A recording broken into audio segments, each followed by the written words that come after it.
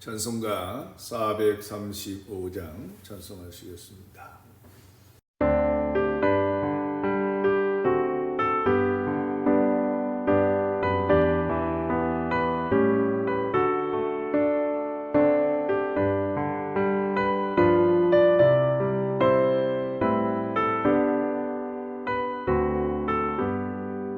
나의 영원하신 기업 생명보다 귀하다. 나의 갈 길 다가도록 나와 동행하소서. 주께로 가까이 주께로 가오니 나의 갈 길 다가도록 나와 동행하소서.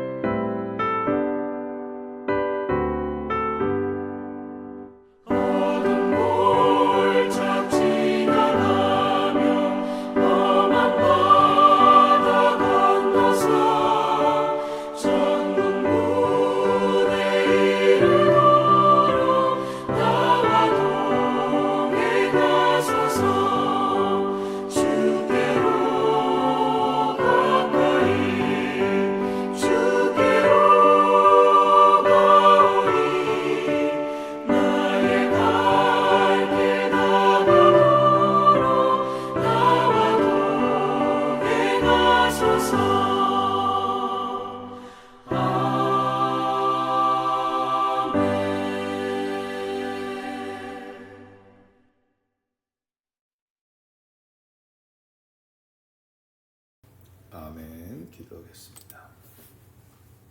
살아계셔서 역사하시고 도우시며 우리를 축복하기 원하시는 거룩하신 아버지 하나님, 오늘도 3일 예배로 하나님의 성호를 찬양하며 또한 말씀을 강론하며 은혜 받는 귀한 시간 허락하여 주시니 감사와 찬양을 드립니다. 원근 각처에서 예배드리는 성도들에게 함께 하시고 운행하여 주셔서 깨달음과 큰 결단의 시간이 되게 도와 주시기를 원합니다. 사랑하는 만석교회를 축복하시며 섬기는 성도들의 가정이 날마다 하나님의 보호하심과 인도하심 속에 형통의 삶을 살 수 있도록 도와주시옵소서.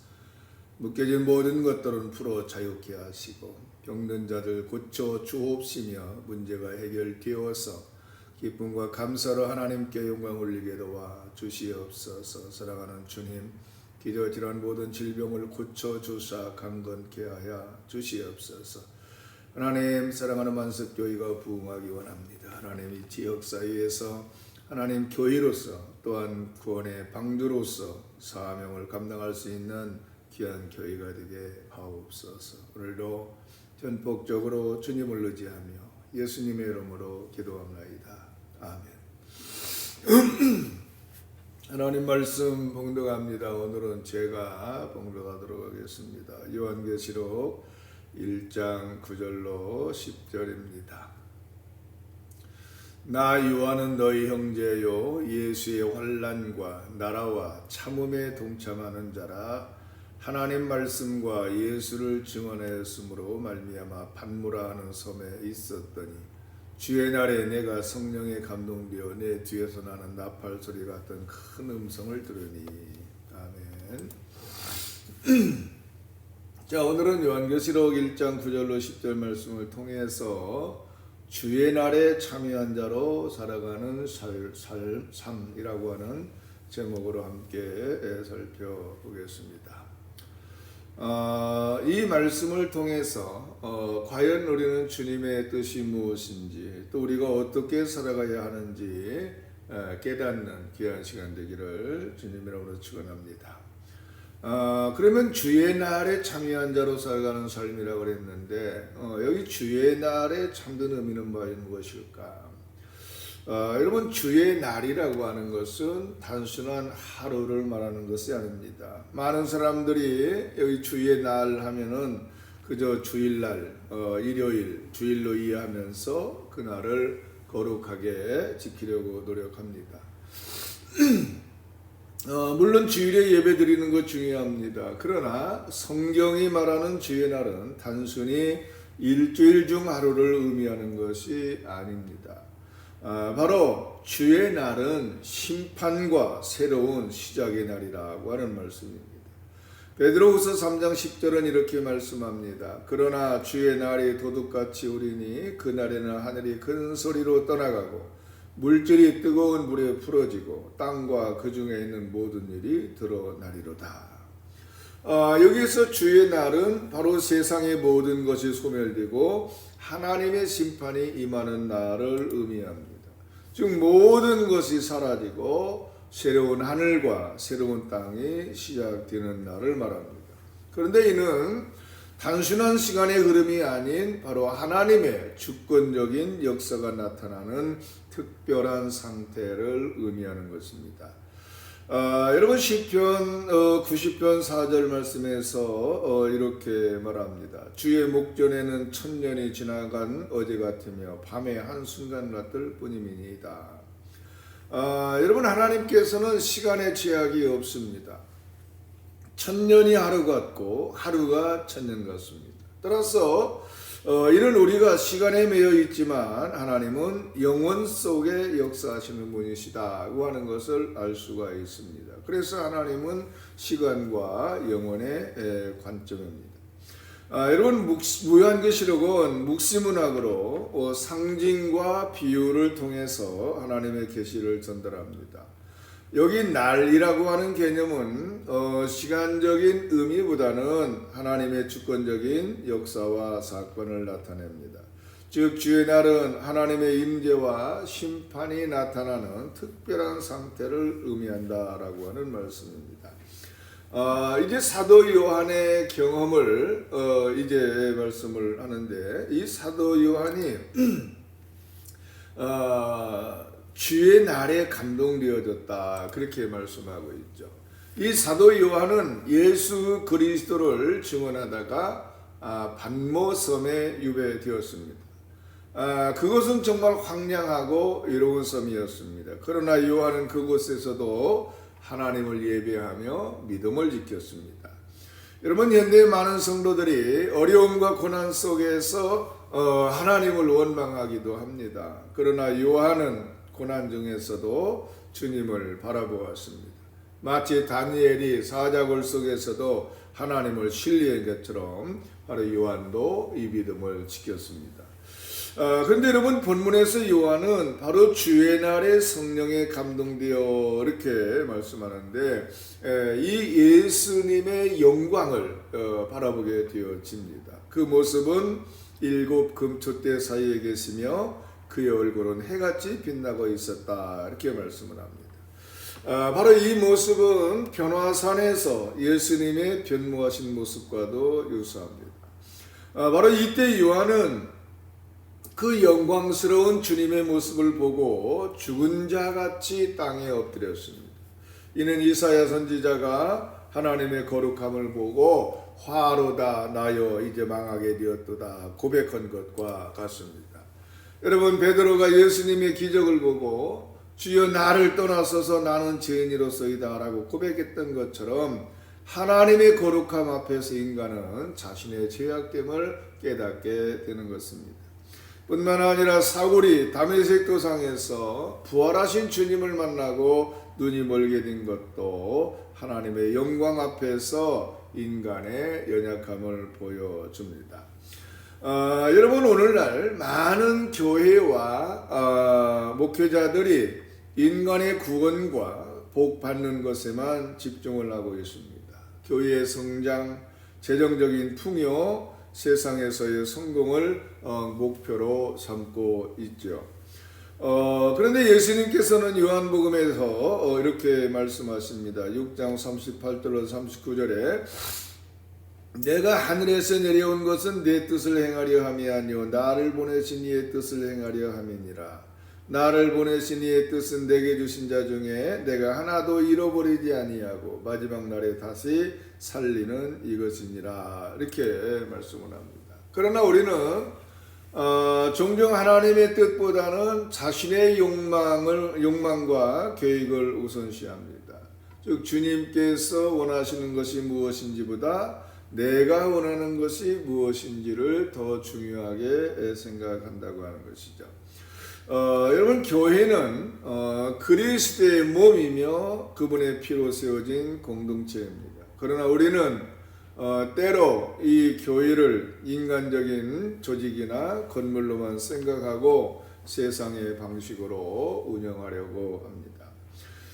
그러나 여러분, 이 주의 날에 참여한 자는 바로 이 세상을 심판의 눈으로 바라본다고 하는 것이죠. 즉 세상의 것들이 영원하지 않음을 알고 그것들에 집착하지 않습니다. 고린도전서 7장 31절은 이렇게 말씀합니다. 세상의 형체는 지나감이니라. 여러분, 노아 시대의 사람들은 먹고 마시고 즐기며 살았지만 노아는 하나님의 경고를 듣고 방주를 준비했습니다. 그는 세상의 멸망을 예견하고 하나님의 말씀에 순종했다고 하는 것이죠. 여러분, 예수님께서는 마태복음 16장 24절에서 우리에게 말씀하십니다. 이에 예수께서 제자들에게 이르시되 누구든지 나를 따라오려거든 자기를 부인하고 자기 십자가를 지고 나를 따를 것이니라. 여러분, 주의 날에 참여한 자는 자기 부인과 희생의 길을 걷습니다. 자신의 욕망과 계획을 내려놓고 주님의 뜻에 순종합니다. 뿐만 아니라 여러분, 우리는 성공과 안락함을 추구하는 시대에 살고 있습니다. 그러나 주님의 제자로서 우리는 세상의 가치관을 따르기보다는 주님의 가르침에 따라야 되는 것입니다. 바울은 갈라디아서 2장 20절에서 이렇게 고백합니다. 내가 그리스도와 함께 십자가에 못 박혔나니 그런즉 이제는 내가 사는 것이 아니요 오직 내 안에 그리스도께서 사신 것이라. 이제 내가 육체 가운데 사는 것은 나를 사랑하사 나를 위하여 자기 자신을 버리신 하나님의 아들을 믿는 믿음 안에서 사는 것이라. 이렇게 고백을 하고 있습니다. 여러분, 고린도후서 4장 18절 말씀에는 이렇게 우리에게 권면하고 있죠. 우리가 주목하는 것은 보이는 것이 아니요 보이지 않는 것이니 보이는 것은 잠깐이요 보이지 않는 것은 영원함이니라. 여러분, 아브라함은 하나님께서 지시하는 땅으로 갔고 약속의 자손을 기다렸습니다. 그는 믿음으로 순종하며 보이지 않는 것을 바라본 것입니다. 골로새서 3장 2절 말씀은 이렇게 말씀합니다. 위의 것을 생각하고 땅의 것을 생각하지 말라. 우리는 물질적 소유나 명예 또 세상의 성공에 집착하지 않고 바로 하나님의 나라와 그 의를 구해야 되는 것입니다.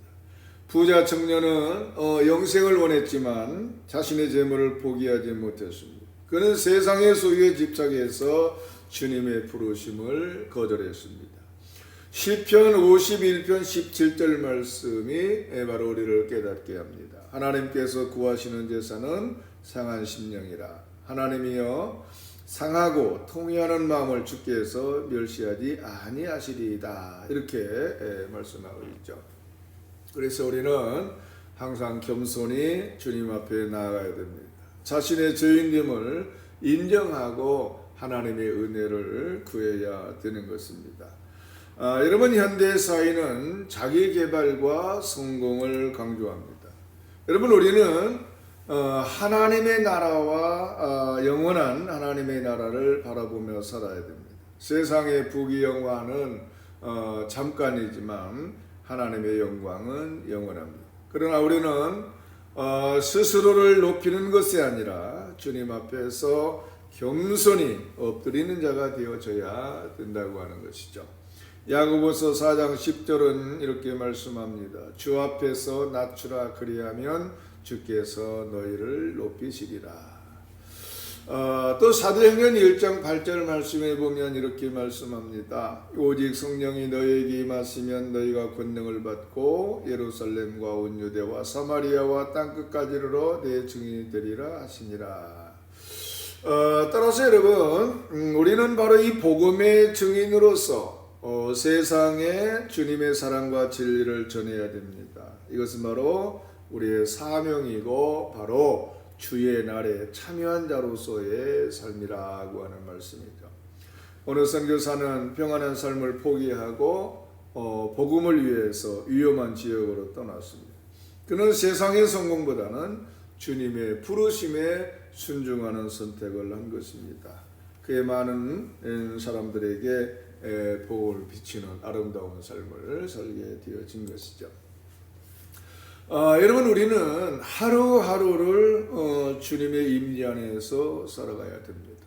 어느 성령의 인도하심을 구하고 말씀으로 기도하고 또 하나님과 교제해야 되는 것입니다. 다윗은 하루에 3번씩 기도하며 하나님과 교제했습니다. 그는 하나님을 자신의 힘과 방패로 삼았습니다. 뿐만 아니라 예수님께서도 새벽 미명에 일어나 한적한 곳에서 기도하셨습니다. 여러분, 로마서 12장 2절은 우리에게 말씀합니다. 너희는 이 세대를 본받지 말고 오직 마음을 새롭게 함으로 변화를 받아. 우리는 세상의 가치관을 따르지 않고 하나님의 말씀에 순종해야 된다고 하는 것입니다. 뿐만 아니라 우리의 생각과 우리의 마음을 새롭게 해서 하나님의 선하고 기뻐하시는 뜻이 무엇인지 분별해야 됩니다. 요한복음 13장 34절로 35절에서 예수님은 말씀하십니다. 새 계명을 너희에게 주노니 서로 사랑하라. 내가 너희를 사랑한 것 같이 너희도 서로 사랑하라. 너희가 서로 사랑하면 이로써 모든 사람이 너희가 내 제자인 줄 알리라. 여러분, 우리는 이 주님의 사랑을 실천하며 이웃을 섬기는 삶을 살아야 됩니다. 바로 그것이 주의 날에 참여한 자로서의 삶이라고 하는 말씀입니다. 다시 말하면 여러분, 우리 주변에는 도움이 필요한 사람들이 많이 있습니다. 따라서 우리는 그들에게 사랑과 관심을 나누어야 됩니다. 작은 친절과 섬김이 주님의 사랑을 전하는 도구가 될 수 있습니다. 사랑하는 성도 여러분, 주의 날에 참여한 삶은 단순히 특정한 날을 지키는 것이 아니라 우리의 전 생애를 통해 하나님의 임재와 하나님의 뜻에 순종하는 삶입니다. 세상의 것들은 언젠가는 모두가 다 사라지지만 하나님의 말씀은 영원합니다. 그래서 우리의 시선을 세상에서 주님께로 돌려야 됩니다. 우리의 마음이 주님의 뜻에 집중하고 또 우리의 발걸음이 주님의 길을 따르도록 결단하시기를 주님 이름으로 부탁을 드립니다. 이제 우리의 삶을 돌아보고 주님의 부르심에 응답하시기를 바랍니다. 그리고 주의 날에 참여한 자로서의 주님의 영광을 나타내는 아름다운 삶이 되시기를 주님 이름으로 축원합니다. 기도하겠습니다. 거룩하신 아버지 하나님, 오늘 주신 말씀에 감사를 드립니다. 우리의 마음과 우리의 생각을 새롭게 하시고 주의 날에 참여한 자로서의 삶을 살게 하여 주시옵소서. 세상의 유혹과 어려움 속에서도 주님의 임재를 경험하며 성령의 인도하심을 따라 살아가게 하여 주시옵소서. 우리의 삶이 주님의 영광을 나타내는 거룩한 산 제사가 되게 하시고 복음의 증인으로서 세상의 빛과 소금의 역할을 감당하게 도와주시옵소서. 우리의 눈이 영원한 것을 바라보게 하시고 우리의 마음이 주님의 사랑으로 가득 차게 하여 주시옵소서. 주님 앞에서 겸손히 엎드리는 자가 돼서 주님의 뜻에 순종하며 살아가게 하여 주시옵소서. 감사드리며 예수 그리스도 이름으로 기도합나이다. 아멘. 찬송가 436장 찬송하시겠습니다.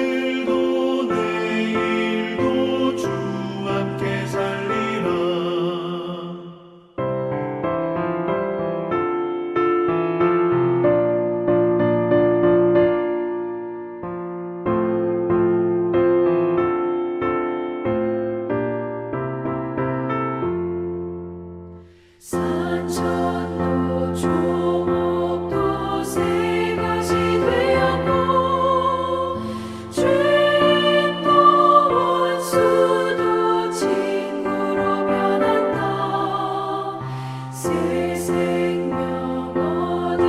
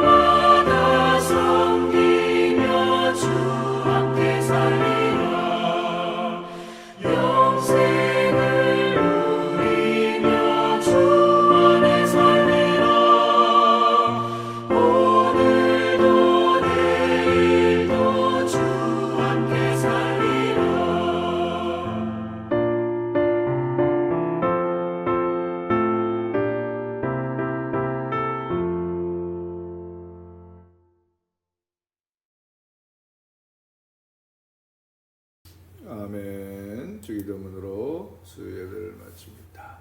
하늘에 계신 우리 아버지여, 이름이 거룩히 여김을 받으시오며 나라가 임하시오며 뜻이 하늘에서 이루어진 것 같이 땅에서도 이루어지이다. 오늘 우리에게 일용할 양식을 주시옵고 우리가 우리에게 죄 지은 자를 사하여 준 것 같이 우리 죄를 사하여 주시옵고 우리를 시험에 들게 하지 마시옵고 다만 악에서 구하시옵소서. 나라와 권세와 영광이 아버지께 영원히 있사옵나이다. 아멘. 수요 예배를 모두 마칩니다.